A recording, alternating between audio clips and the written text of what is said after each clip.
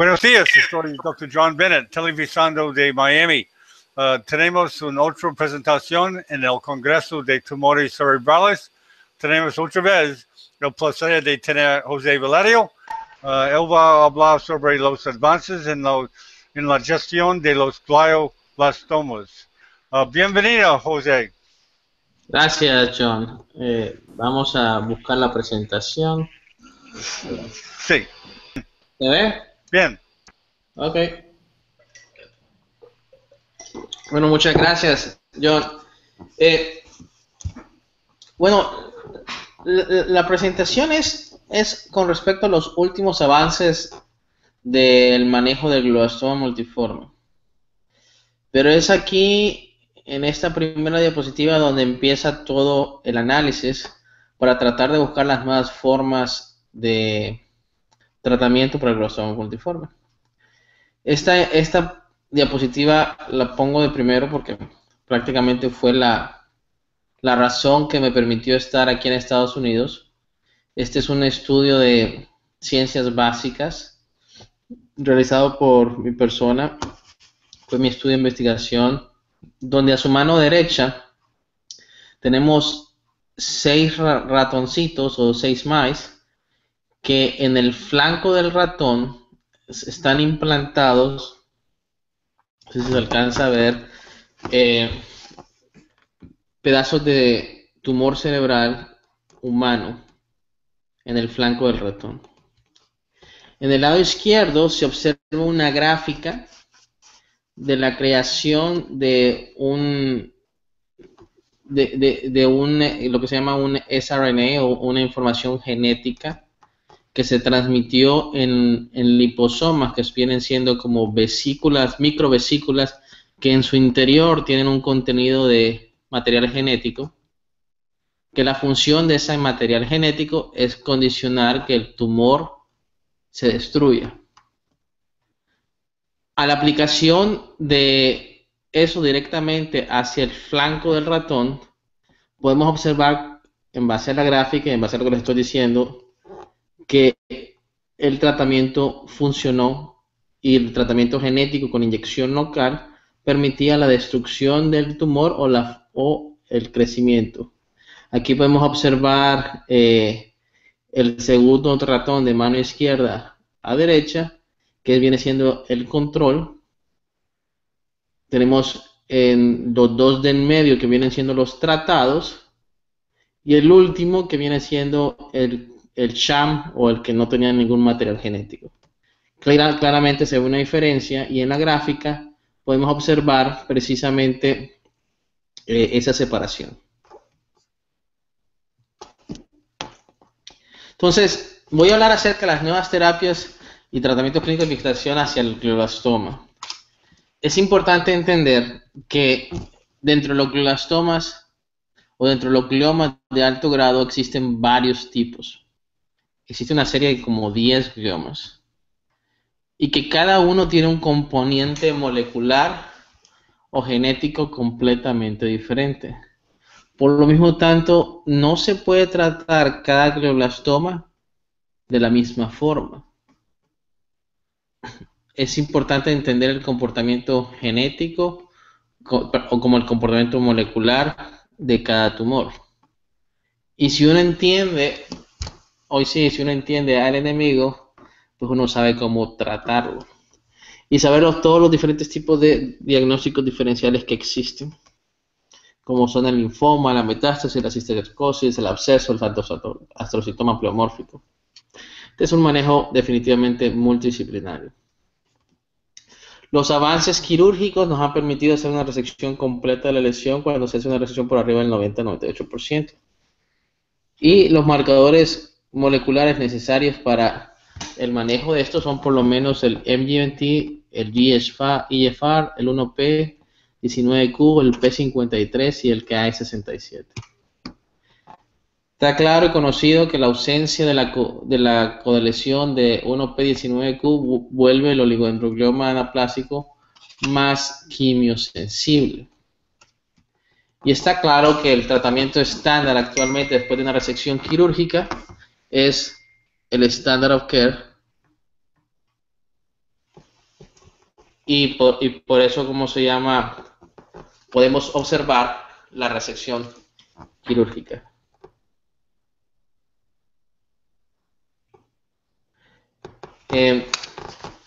¿Sí se alcanza, si alcanzan a ver todos o no?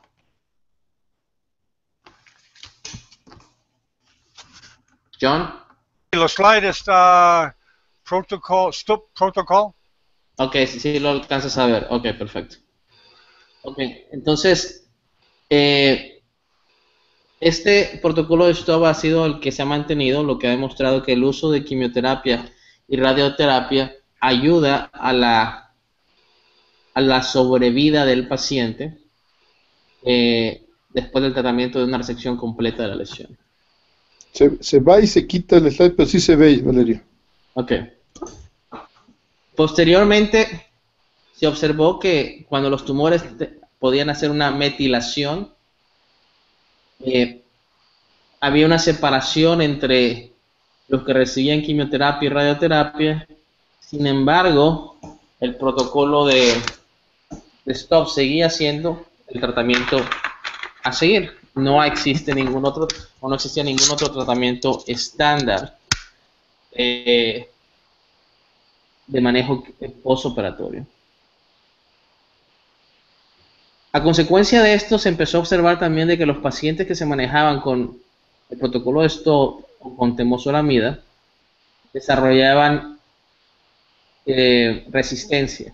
Por lo tanto, se desarrolló lo que se llama el Radiation Therapy Oncology Group 0525, donde definieron un protocolo en el cual, en vez de darle la temozolomida por 5 días y 3 semanas de descanso, se le iba a dar la temozolomida a baja dosis por 21 días por 1 semana de descanso.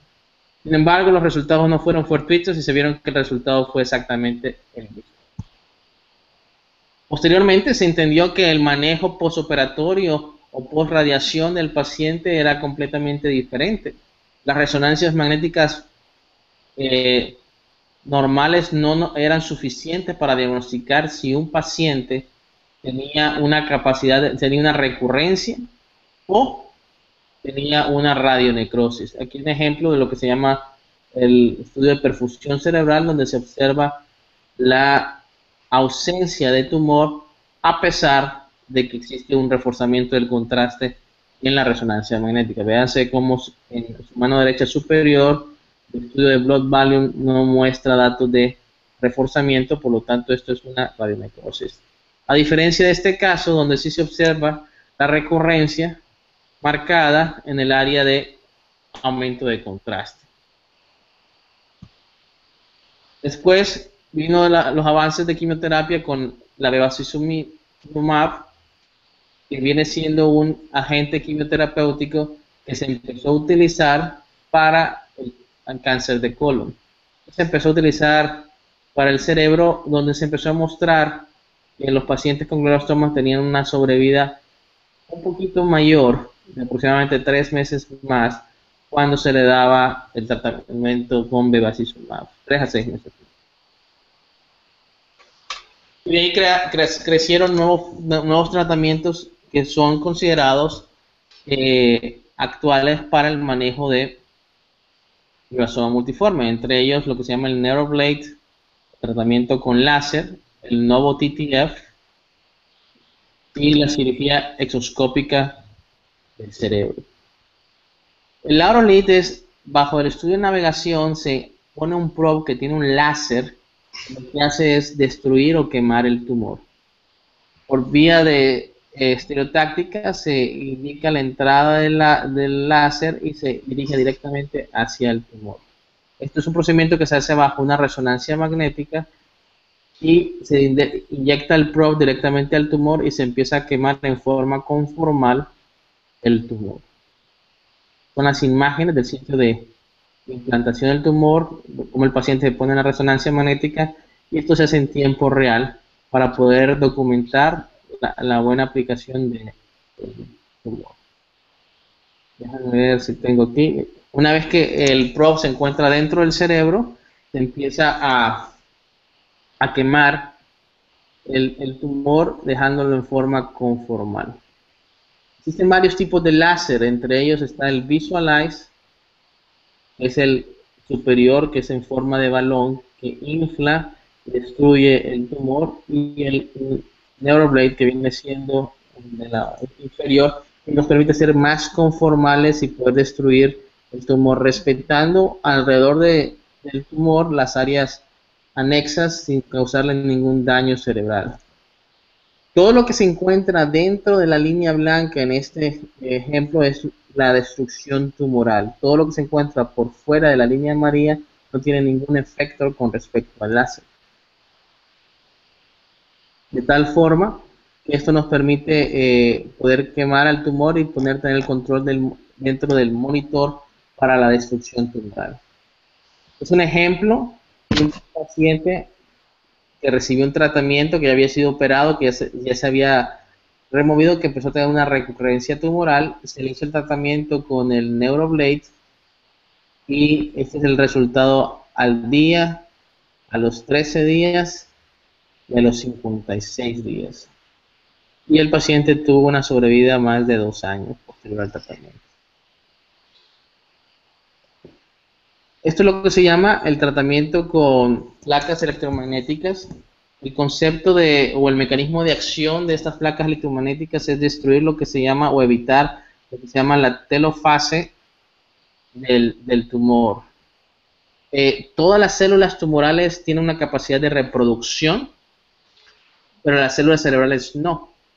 Por lo tanto, si se pone una célula entre un magneto positivo y un magneto negativo, se evita la división celular, produciendo de esta forma una electroforesis positiva, causando una destrucción del tumor. Generalmente estos son ¿cómo se llama? Campos electromagnéticos que corren entre 100 a 300 kHz. Creo que los videos no están corriendo. Y bueno, el principio básico es: estas placas se les colocan al paciente, están conectadas a una batería y el paciente tiene que permanecer con estas placas en el cráneo aproximadamente 18 horas al día para tener su máximo efecto.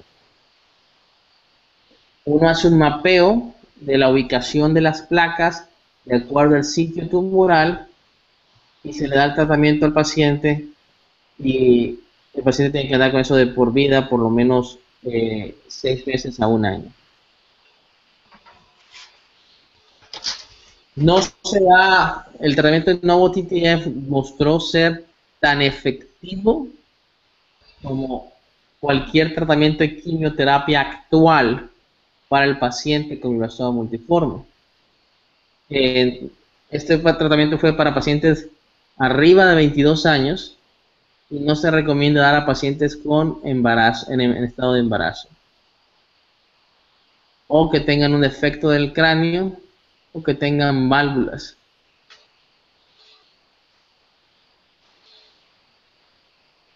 Entre los avances de tecnología quirúrgica, es importante entender de que los tumores malignos cerebrales tienen lo que se llama unas células que se llama stem cell o stem tumor cells, unas células progenitoras, que son las células madres tumorales, que son las que indican o mandan la transmisión genética al resto de células tumorales para determinar su agresividad, su crecimiento y su velocidad de crecimiento. La mayoría de estas células tumorales se encuentran cerca de los ventrículos, o sea, con células paraventriculares. Por eso se observa de que dentro de las células tumorales, los tumores glioblastomas multiformes que se encuentran cerca de los ventrículos, generalmente son tumores mucho más agresivos. Por consiguiente, se creó el concepto, lo que se llamaba como el Six Pillar Technique, la técnica de los 6 pilares, donde se consideró que si uno pudiera entrar a la parte más interna del tumor, hacer la resección de la lesión y asegurar la resección de esas células tumorales y al mismo tiempo poder tener una máxima resección quirúrgica, el pronóstico de control tumoral sería mucho mayor.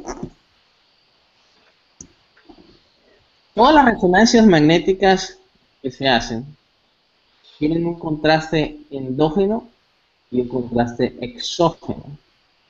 Un contraste exógeno es el medio de contraste que se le aplica al paciente para ver si existe un reforzamiento del medio de contraste.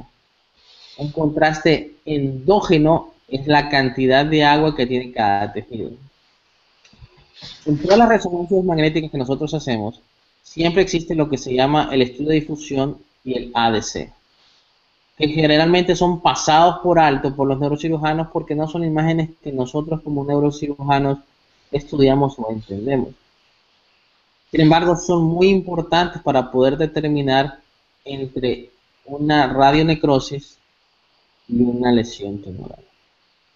Cuando uno tiene un estudio de difusión a mano izquierda, existen dos tipos de difusión, lo que se llama el B0 y el B1000. El B0 es prácticamente todo lo que es agua de blanco, ¿sí? Todo lo hiperintenso es agua. El B1000 se hace una corrección y esta es la secuencia que uno debe valorar. ¿Por qué? Porque en el B1000 todo lo hiperintenso es hiperdenso y todo lo hipointenso es hipodenso.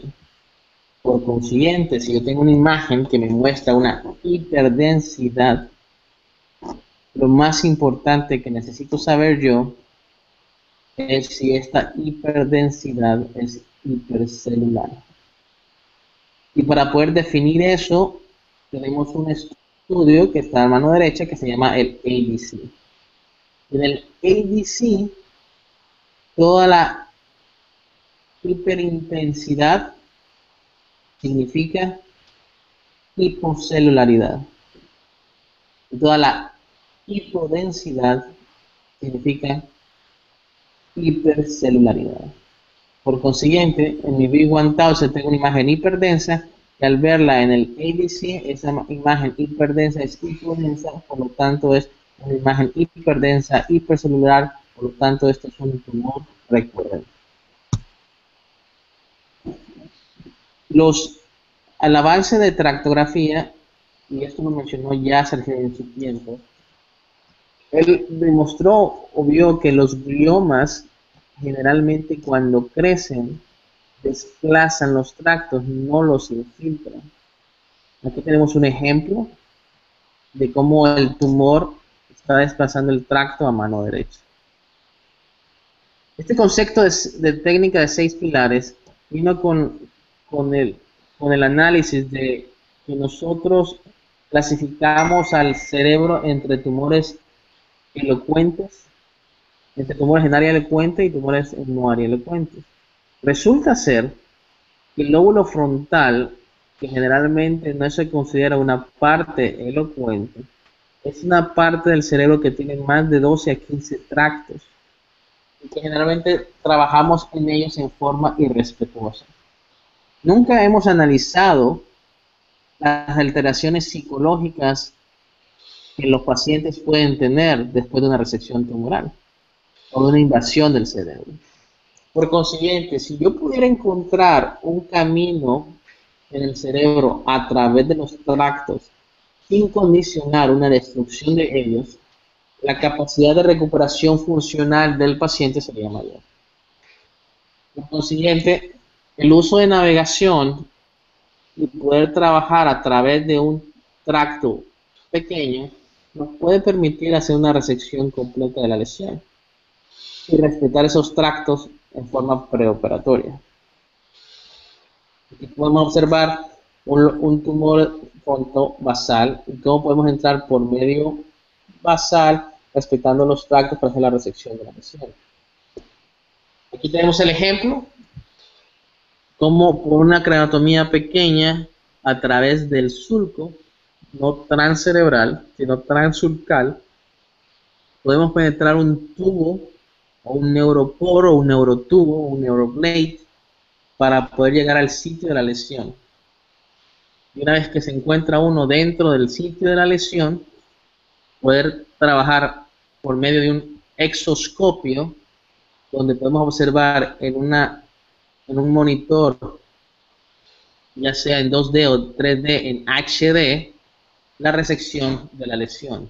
De esta forma poder enfocar con el exoscopio y poder hacer la resección de la lesión. ¿Por qué hacerlo así y no con un microscopio? Porque de esta forma podemos entrar directamente al sitio donde se encuentran las células madres tumorales y por eso una resección de la parte profunda hacia la parte externa de la lesión. Aquí es una imagen de cómo se observa el sitio de la lesión para la resección tumoral. Y este es cómo queda el sitio quirúrgico después de la remoción del tubo. Obsérvese que no existe ninguna lesión del tejido cerebral. Este camino o este abordaje resultó ser también útil para la resección de hematomas de los ganglios de base. De tal forma, bajo el mismo concepto, se puede hacer la resección de hematomas en pacientes que se encuentran en cuidados intensivos, que solo estamos esperando ver si hace una invasión del ventrículo. Y al momento de quitar el hematoma, obviamente, el paciente ya no requiere estar en cuidados intensivos. Lo más interesante de esto es que al momento de hacer la resección del hematoma, obsérvese mano izquierda, se ve a mano derecha cómo empieza a existir una recuperación de los tractos de forma funcional. Evidencia que fue más útil para poder determinar que este era el paso a seguir para los profundos cerebrales.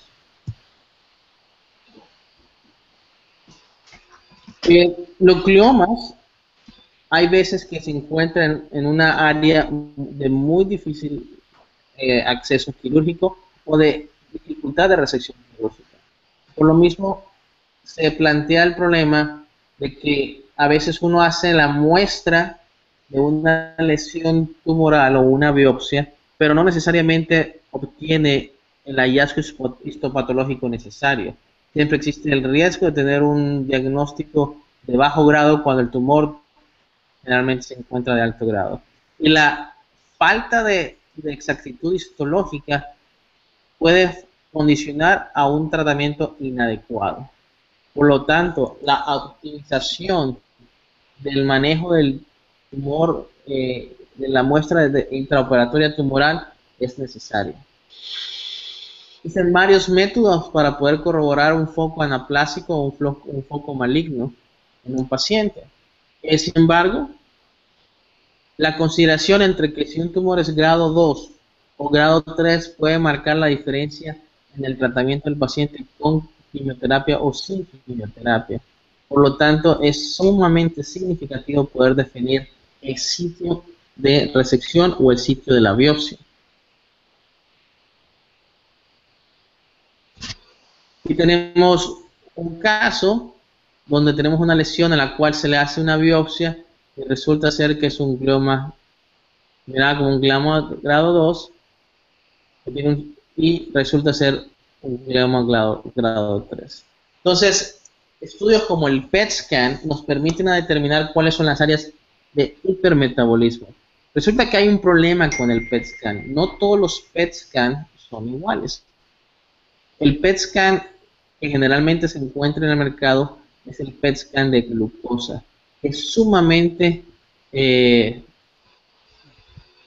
causa muchos falsos positivos y no es accurate, no es como se llama certero para el manejo de tumores gliales. El que generalmente se recomienda, que no es comercial, es el PET con metionina o con fluoroetiltirosina. Entonces, cuando uno puede encontrar un PET scan con metionina o con fluoroetiltirosina, puede corroborar cuáles son los sitios de hipermetabolismo. Inclusive se puede utilizar como arma para poder determinar cuándo hay una recurrencia tumoral o no. Segundo estudio que menciono en esta plática, que nos sirve para diferenciar entre una radionecrosis y una recurrencia tumoral. Este PET scan generalmente se encuentra en centros neurológicos altamente especializados. Espectroscopía es otro estudio que tenemos, pero que generalmente no necesariamente nos da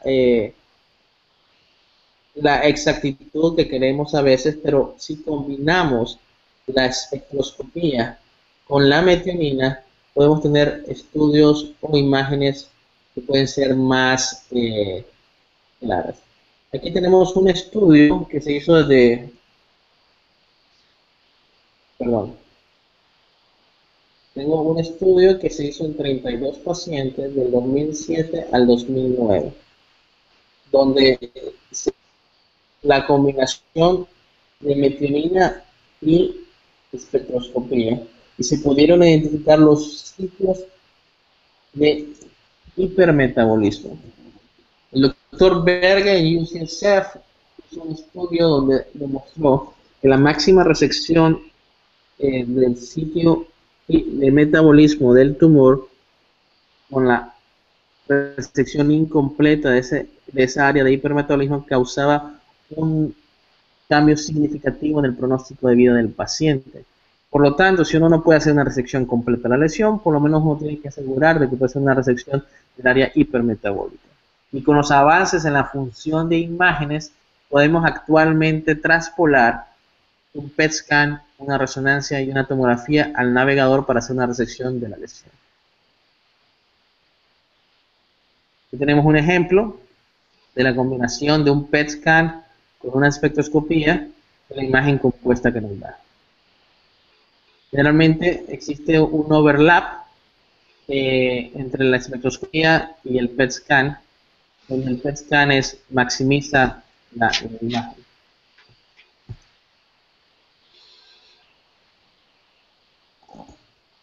Hay un overlap del 50%. Entonces, en este estudio de metionina y PET scan se observó que 21 de 32 pacientes generalmente eran patológicos. En cambio, en la espectroscopía por sí sola, todos los pacientes mostraban cambios abnormales. Por lo tanto, la metionina con PET scan fue más exacto con respecto a la espectroscopía. La espectroscopía nos dio estudios de más falsos positivos. Aquí tenemos un ejemplo del PET, donde hubo un overlap de 18-21, y aquí otro abajo donde hubo un overlap de 3-21. Igual, abajo tenemos, ¿cómo se llama?, diferentes ejemplos. En esta gráfica se observa que existe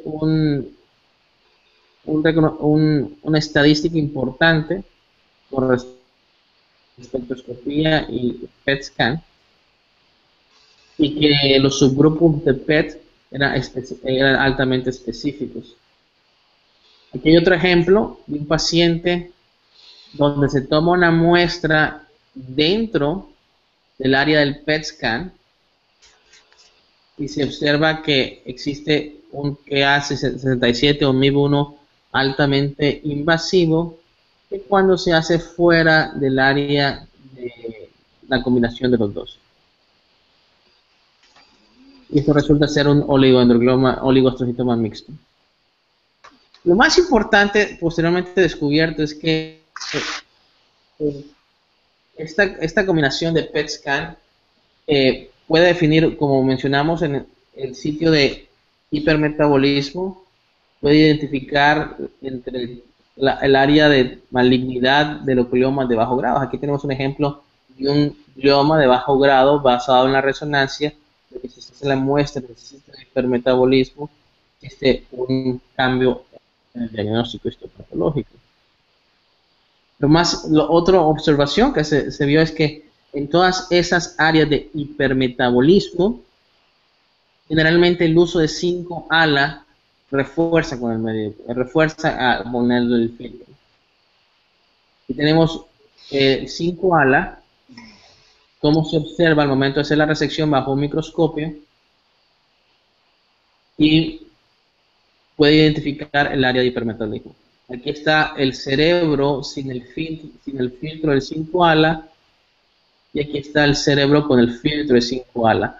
Observes exactamente el sitio de identificación del área hipermetabólica para poder hacer la resección quirúrgica de la lesión.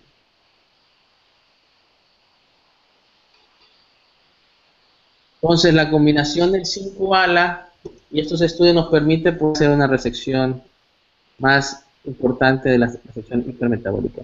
Este es el ejemplo más claro. Del lado izquierdo se toma una biopsia del sitio donde no se encuentra la área hipermetabólica. En el 5-ala no se observa absolutamente nada. El diagnóstico histológico fue de un glioma de bajo grado con un mismo que hay 67,5%. Pero cuando se toma la muestra en el sitio hipermetabólico, el 5-ala es positivo, el foco es anaplásico y el KA67 es altamente agresivo. Por lo tanto, el reconocimiento de este tipo de técnica nos permite hacer una resección más exacta de la lesión.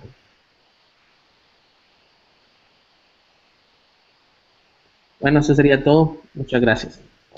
Ok, muchas gracias, José. Otra excelente presentación, muy claro, buen slides, buen gráficos. Mauro, ¿está allá? ¿Mauro está allá o no? Sí, sí está. Y aquí estamos, John. ¿Y tiene preguntas para José? No, bueno, yo lo que tengo es que felicitarlo por el trabajo que viene desarrollando en el tema de gliomas. Complementa muy bien lo que hemos visto, pero no, vamos a seguir atentos, John. Muchas gracias, Valerio. Ok. José, generalmente, ¿tú has visto mejoramiento en glioblastoma en los últimos 5 años, 10 años?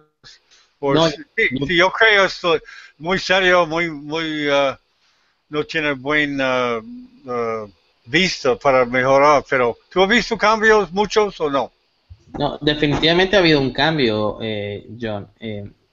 Generalmente cuando los pacientes fueron diagnosticados con glioblastoma, morían a los 6 meses. Actualmente los pacientes pueden sobrevivir hasta 3 años.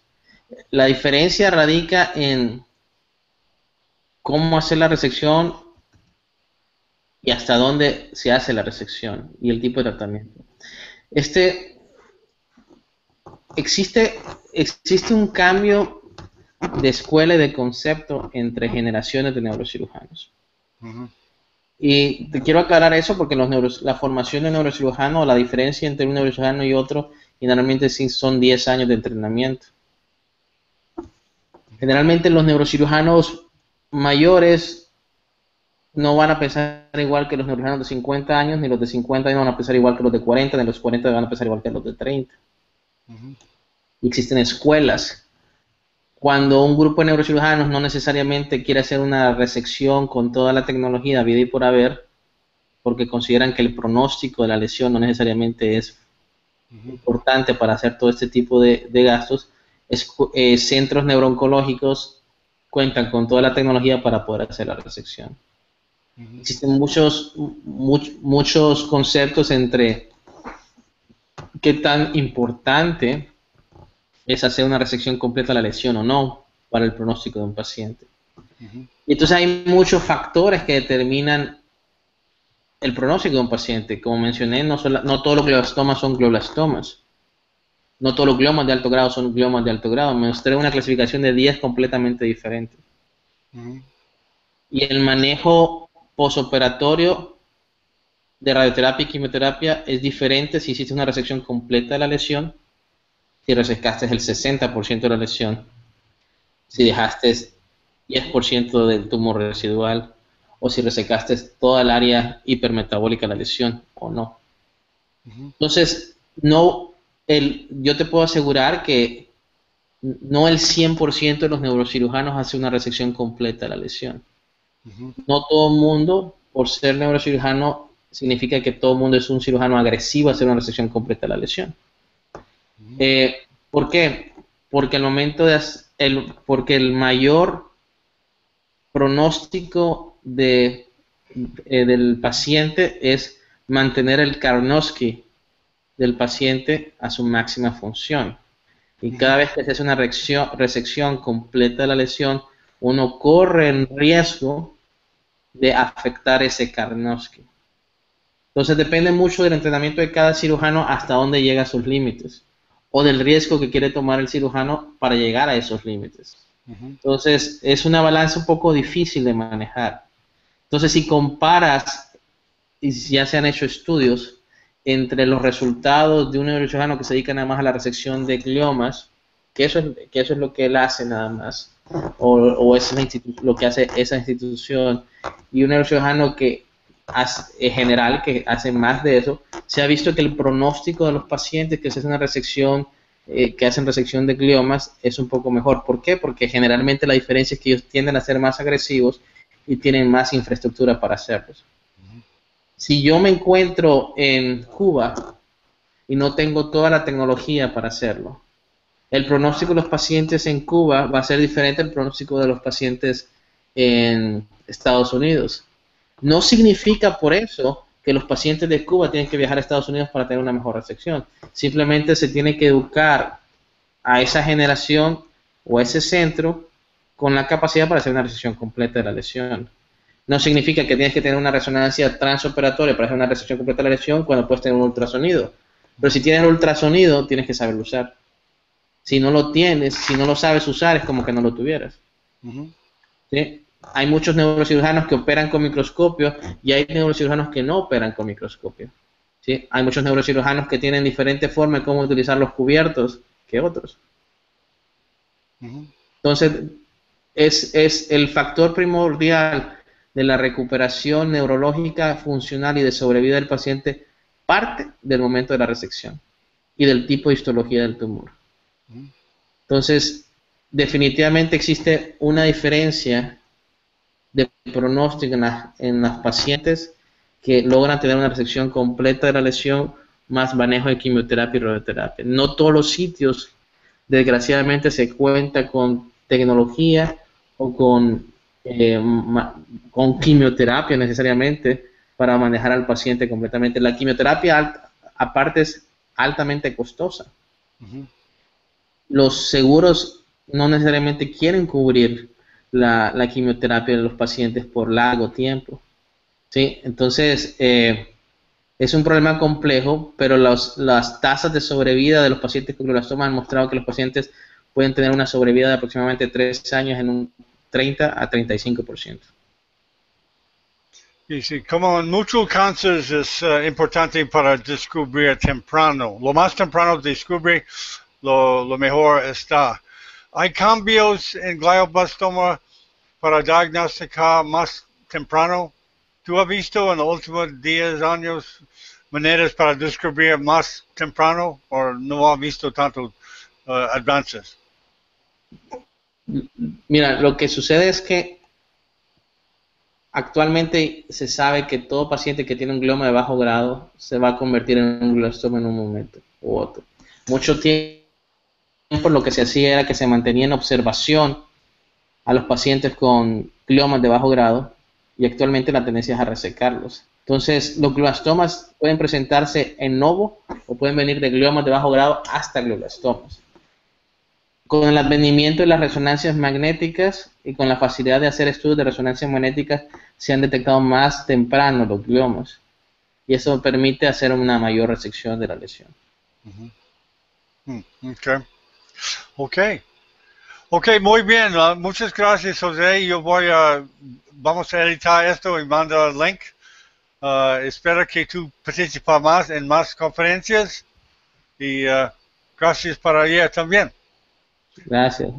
Ok, diga bye, Mauro. Bye, Mauro. Gracias, nos vemos. Ok, tenemos otras conferencias. Si tú quieres venir, José, a las 4, 5, 6, 7, 8, 9. Okay, see you. Ok, gracias. Tenga un buen día. Bye. Buen día. Chao, chao.